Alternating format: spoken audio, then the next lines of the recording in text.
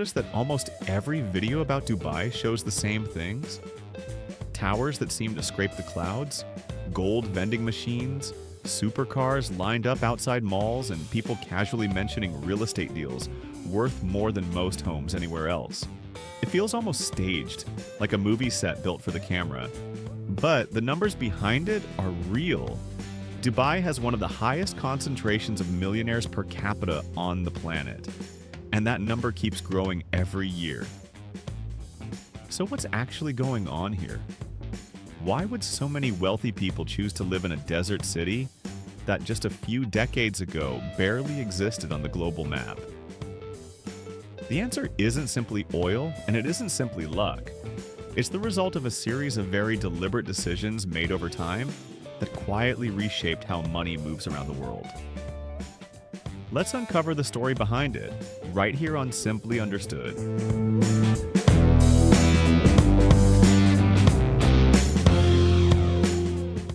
To understand why Dubai attracts so much wealth, it helps to look at what it doesn't have. Despite common assumptions, Dubai's oil reserves are actually quite small compared to its neighbors.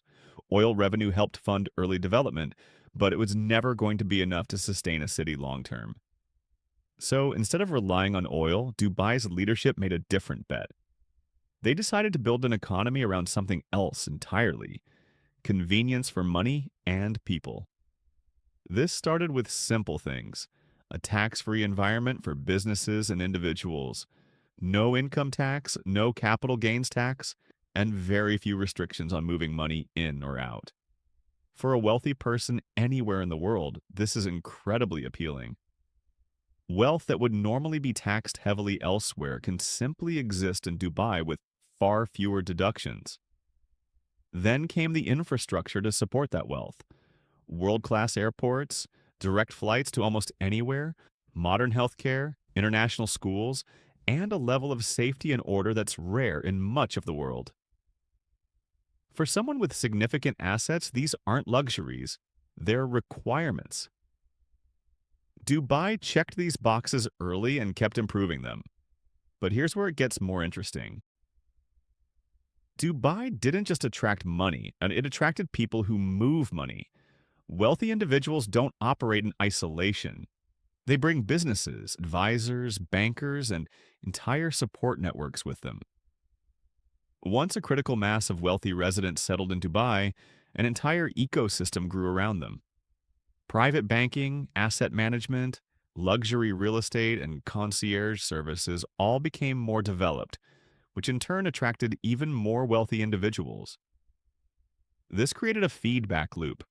More wealth brought more services, and better services attracted more wealth. Real estate played a unique role in this loop.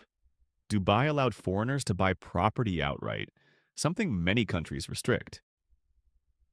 For wealthy individuals looking to store or move large amounts of money, property became both an investment and a kind of financial parking spot: visible, tangible, and relatively easy to manage from anywhere in the world.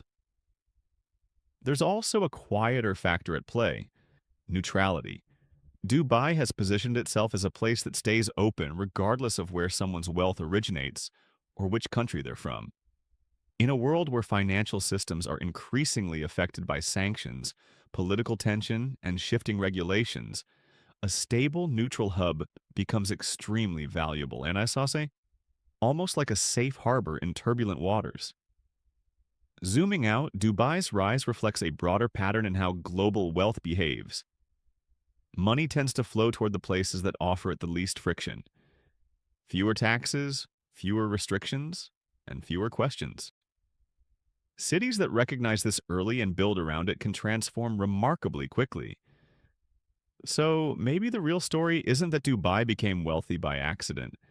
It's that wealth, when given an easy enough path, will quietly find its own way there and build a skyline to match.